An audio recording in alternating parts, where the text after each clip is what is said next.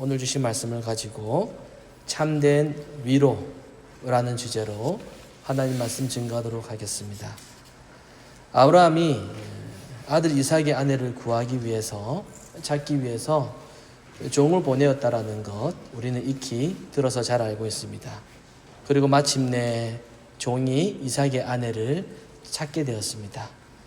그 여인의 이름은 리브가입니다. 종은 리브가를 찾아서 그 여인이 이삭의 아내가 될 사람으로 확신했고 또 리브가를 데리고 오기 위해서 리브가의 아버지인 부두엘에게 허락을 구합니다. 종이 리브가의 아버지인 부두엘에게 이 여인을 데리고 가도 됩니까? 라고 물었더니 여인의 아버지가 이렇게 대답합니다. 이것은 하나님의 일이니 내가 이렇다, 내가 저렇게 해라 이렇게 할 수가 없습니다. 그냥 데리고 가세요. 이렇게 말했습니다.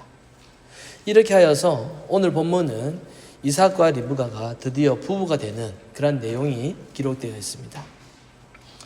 그런데 부부가 되는 과정을 보면서 우리가 쉽게 이해가 되지 않는 부분이 있습니다. 67절에 보면은 이삭이 리브가를 아내로 삼고 사랑하였다라고 합니다. 당연하지요? 여인을 아내로 삼았으니 사랑하는 것은 당연합니다. 하나님께서 맺으신 짝이었으니 서로에게 이성적인 감정과 또한 하나님의 은혜에 대한 그 감사함이 아주 컸을 것입니다. 그런데 그 전에 이삭은요, 어머니의 장례를 치루었습니다. 그러니까 이삭은 어머니가 먼저 세상을 떠나고 그 후에 아내 리브가를 만나게 되었는데 이것이 이삭에게 뭐라고 표현하냐면은 큰 위로가 되었다. 그렇게 표현하고 있습니다. 어머니가 돌아가신 것이 많이 힘들었는데 아내를 만나니 위로가 되었다라는 거예요.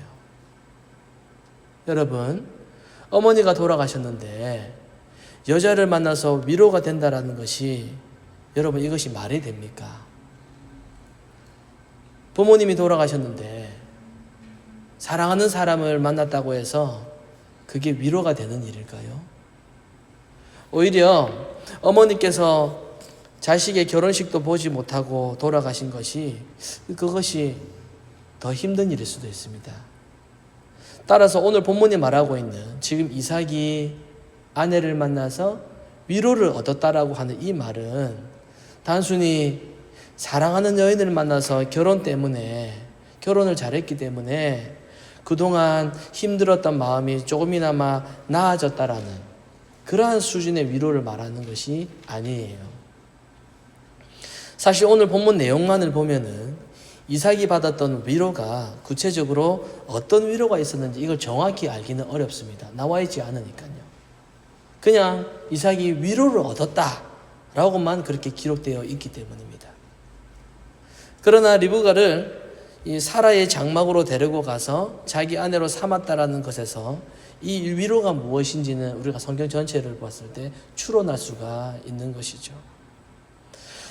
사실 우리가 성경을 읽으면서 오늘과 같은 이러한 내용들을 접하게 되면은 우리의 생활과는 너무나도 거리가 먼 이 세상의 그런 다른 세상의 이야기를 듣고 있는 그러한 느낌이 들 때가 많이 있습니다.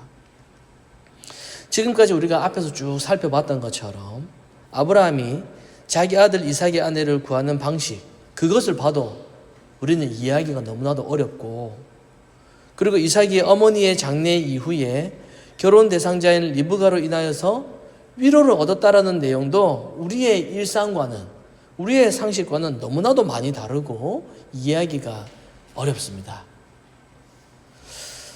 여러분, 우리의 일상은 어떻습니까? 우리가 살아가는 우리의 일상은요, 우리는 먹고 마시고 시집가고 장가가는 것, 그러한 것입니다. 이게 우리의 일반적인 우리의 일상이에요. 그런 점에서 보면은 지금 아브라함이 며느리를 구하고 찾고 또 이삭이 장가가는 이야기도 하나의 일상입니다. 생활이에요.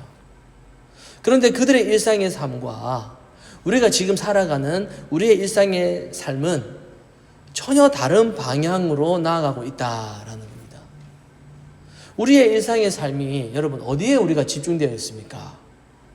우리의 삶의 방향과 우리의 삶의 목표 어디에 집중되어 있습니까? 어느 방향으로 가고 있습니까? 우리는 왜 돈을 벌고 있고, 우리는 왜 저축하고, 우리는 왜 이곳에 살고 이사를 가고, 왜 공부를 하고, 우리가 왜 직장을 구합니까?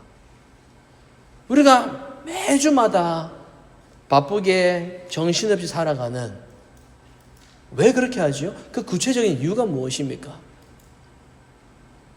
먹고 살기 위해서 결혼도 하고 집도 장만하고 그리고 조금 여윳돈 생기면은 좋은 차 사고 좋은 물건 사는 것. 여러분 이렇게 하는 것이 그 목적이 뭡니까? 자기 행복이거든요. 자기 행복. 자기한테 좋으면은 그거 하는 거예요. 내가 하고 싶으면 그거 하는 겁니다. 계속 생각하는 거예요. 그거 하기 위해서. 자기한테 좋으면은 거기에 돈을 쓰는 겁니다. 이렇게 언제나 우리의 삶은요, 우리의 일상은 나의 행복, 나의 만족에 집중되어 있습니다. 그러나 이 아브라함의 일상이 그렇지 않습니다. 그는 자기 행복이 아니라 그는 하나님의 약속에 집중되어 있습니다.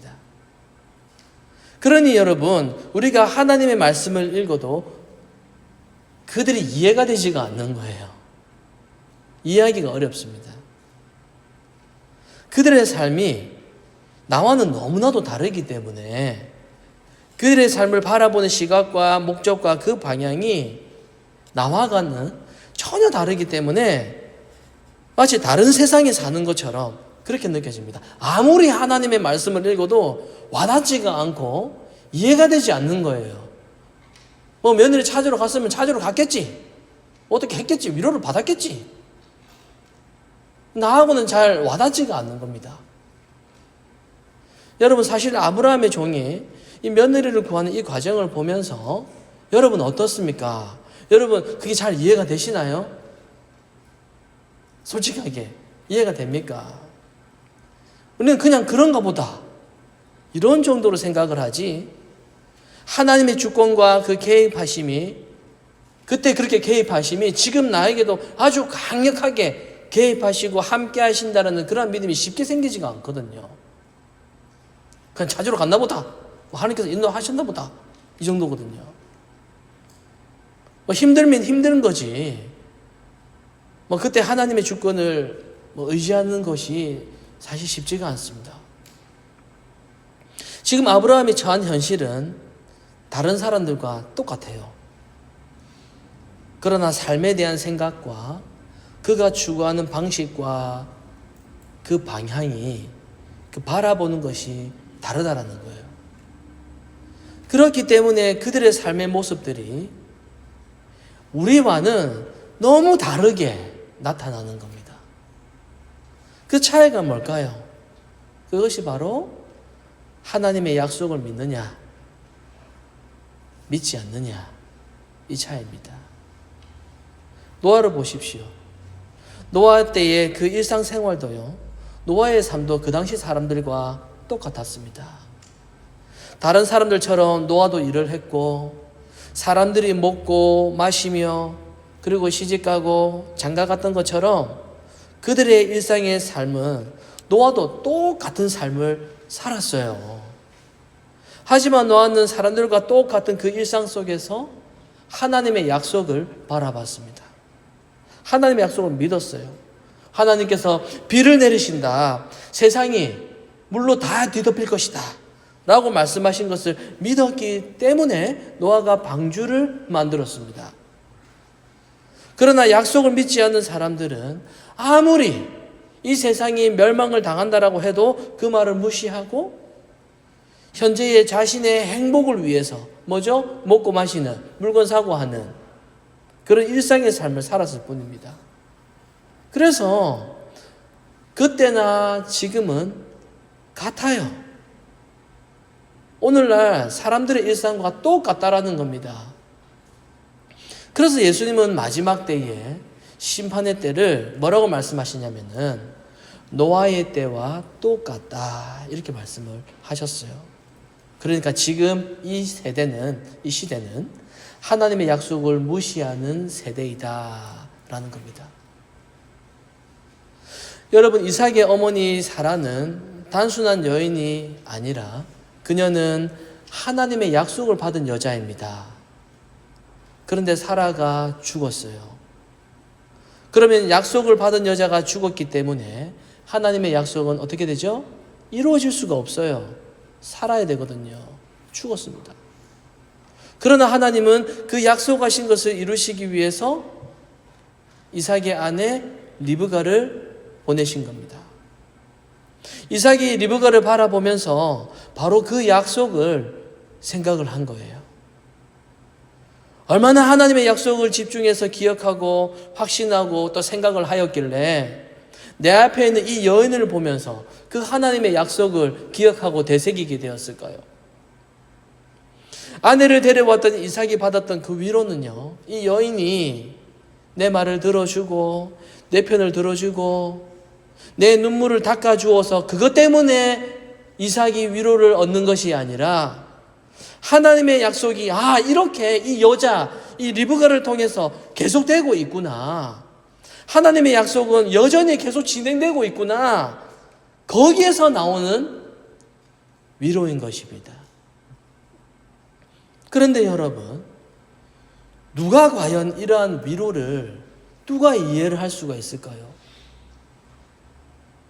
아브라함, 이삭도 우리랑 똑같이 이 세상에서 먹고 마시며 시집가고 장가가며 그렇게 살았어요. 그러나 그들의 생각과 그들이 추구하는 것, 그들이 그렇게 똑같이 살아가면서도 그들이 바라보는 것, 그들의 삶의 목적이 이 세상과는 전혀 달랐다는 겁니다. 이게 바로 신자의 삶이에요. 우리도 다른 사람들하고 똑같이 먹는 것, 또 입는 것, 소유물, 집, 이거 우리 다 좋아합니다. 다른 사람들하고 똑같이 내 자식에게 좋은 거 사주고 싶고, 그리고 내 자식 제일 귀하게 생각하고, 먹고 마시고 시집가고 장가가는 것, 짐 장만하는 것, 이거 다 똑같이 그것을 바라보며 우리 여지껏 살아왔습니다. 하지만 여러분, 신자는 달라야 돼요. 사람들과 살아가는 형태가 똑같아 보일지라도 우리가 추구하고 우리가 소망하는 것은 이 세상이 아니라 하늘에 있어야 되는 겁니다. 우리가 추구해야 하는 것은 잠시 있다가 사라질 눈앞에 보이는 것이 아니라 우리는 영원한 것을 추구해야 되는 겁니다. 그게 바로 신자의 삶이에요. 아브라함의 삶에는 원칙이 있었습니다. 그 원칙이 하나님의 약속이었어요. 하나님의 약속이 그의 삶의 중심이었고 그게 바로 원칙이었습니다. 늘 하나님의 약속을 기억하고 그리고 무엇을 하든지 하나님의 약속에 자기의 삶을 거기에 맞추어서 살아갔습니다. 며느리를 구할 때도 자기 개인의 욕심이 아니라 하나님의 약속이 거기 중심이었습니다. 그래서 하나님이 알아서 여자를 구해주실 것으로 믿고 그래서 종을 보낸 거예요. 약속이 중심이니까. 여러분, 우리도 마찬가지입니다. 우리도 하나님의 약속 아래에 있습니다. 우리 인생도 그렇고요. 우리가 살아가는 이 세상도 하나님께서 분명히 약속하신 대로 결국에는 마무리가 될 것입니다. 하나님의 약속을 기억한다면 우리 눈앞에 놓인 이 현재를 우리가 보더라도 그것이 전부가 아니라는 것을 알게 되는 것이죠. 여러분, 어떻게 아들의 아내를 구하기 위해서 종을 보내는 것이 이해가 됩니까? 그리고 어느 남자가 와가지고 딸을 데려가겠다라고 했는데 곧바로 보내주는 그런 아버지가 이해가 되십니까? 어린도 없죠. 또 따라오라고 해서 곧바로 따라가는 그 여자 리브가는 또 이해가 되십니까? 여러분, 이 모든 것이 가능한 이유가 뭐죠? 딱 한 가지 이유가 무엇입니까? 하나님의 그 약속을 자기 삶의 중심으로 생각했기 때문에 나타나는 현상이라는 거예요. 우리가 이해될 수 없는 그 모든 일들이 하나님의 약속이라면 그게 하나님의 말씀이기 때문에 그것 하나로는, 그 하나로만이라도 다른 게 필요가 없는 겁니다. 하나님의 약속, 그래, 다른 게 필요가 없어요. 사족이 붙지 않습니다. 그 약속 하나만으로 그냥 서로가 통하고 서로가 이해가 되는 겁니다. 다른 설명이 필요가 없는 거예요. 그 자체가 바로 위로가 되는 거예요. 위로라는 겁니다.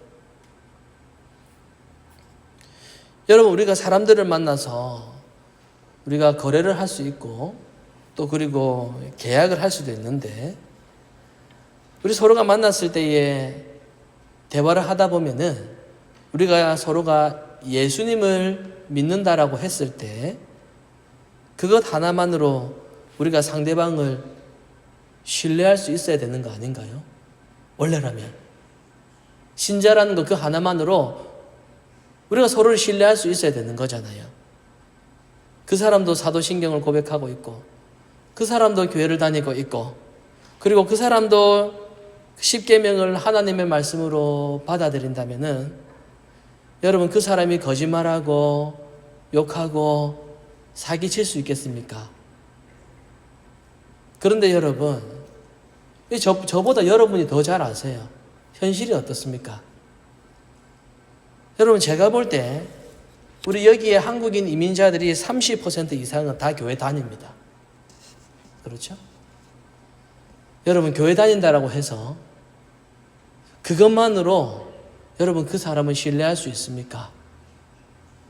뭐 어디 선교한다라고 해서 뭐 어느 교회 장로, 뭐 어느 교회 권사라고 해서 여러분 믿을 수 있습니까? 여러분도 믿지 않으시잖아요. 교회 다닌다고 해서 믿으면 안 돼, 그렇게 생각을 하시잖아요. 그게 정상이냐라는 거예요.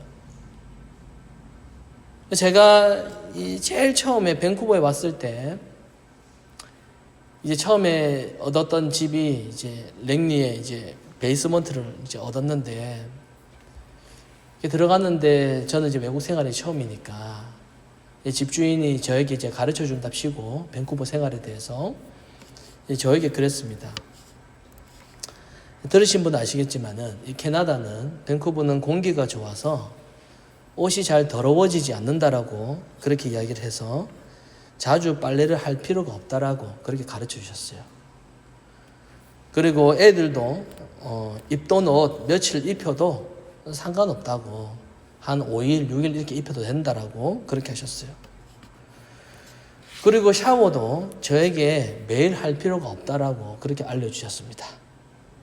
처음에는 빨래도 안 하고 뭐 밴쿠버 뭐 날씨 좋고 공기 좋으니까 할 필요가 없겠구나, 친절하게 잘 알려주셨구나 이렇게 생각을 해서 샤워도 이렇게 매일 하지도 않고 그랬어요. 그런데 이렇게 뭔가 좀 이상한 거예요. 주변의 분들하고 제가 유학을 왔으니까 이제 목사님들하고도 이야기도 하고 우리 집주인이 이렇게 좋은 것도 가르쳐 줬다 그러고 그렇게 이야기를 했는데, 알고 봤더니 결론은 이거예요. 이 유틸비를 아끼려고 그랬던 겁니다. 여러분, 그분이 이 옆에 교회 장로님 권사님이에요. 저는 목사라는 거 알고 계시고. 자, 여러분, 예수 믿으면은 신자라는 거 그 하나만으로 서로 믿고 신뢰하고 통해야 되는 거 아닌가요? 서로 같은 예수를 믿으면은 서로 신뢰할 수 있어야 되는 거 아닌가요? 그런데 아무리 수십 년 교회를 다녀도 아무리 직분자라고 해도 서로를 신뢰하지를 못해요.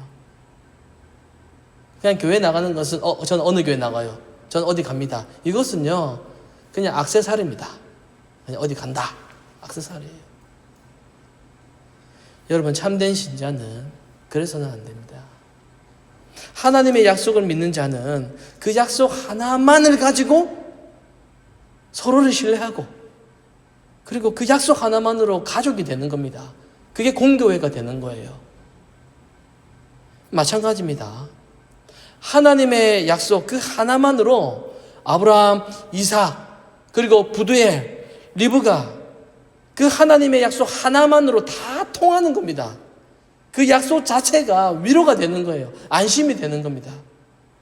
세상 사람들은 이해를 못하죠.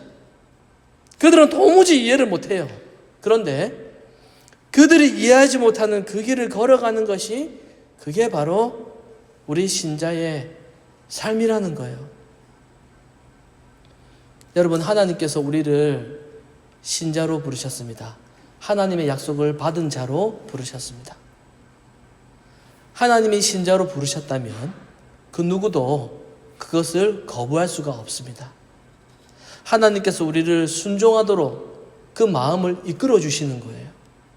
그래서 신자에게는 내가 순종하게 되는 것까지도 전부 다 하나님의 능력이 되는 겁니다. 그게 바로 성화되어 가는 과정입니다. 말씀을 마무리하도록 하겠습니다. 사랑하는 성도 여러분, 우리가 세상을 살아가다 보면은 우리에게 때로는 많은 아픔이 있고 또 많은 괴로움이 있습니다.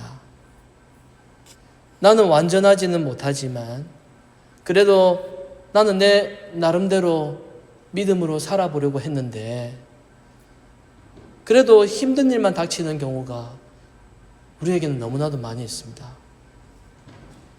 하는 일마다 어렵고 하는 일마다 잘 안 되는 경우가 많아요. 다른 사람들은 나보다 다 괜찮아 보입니다.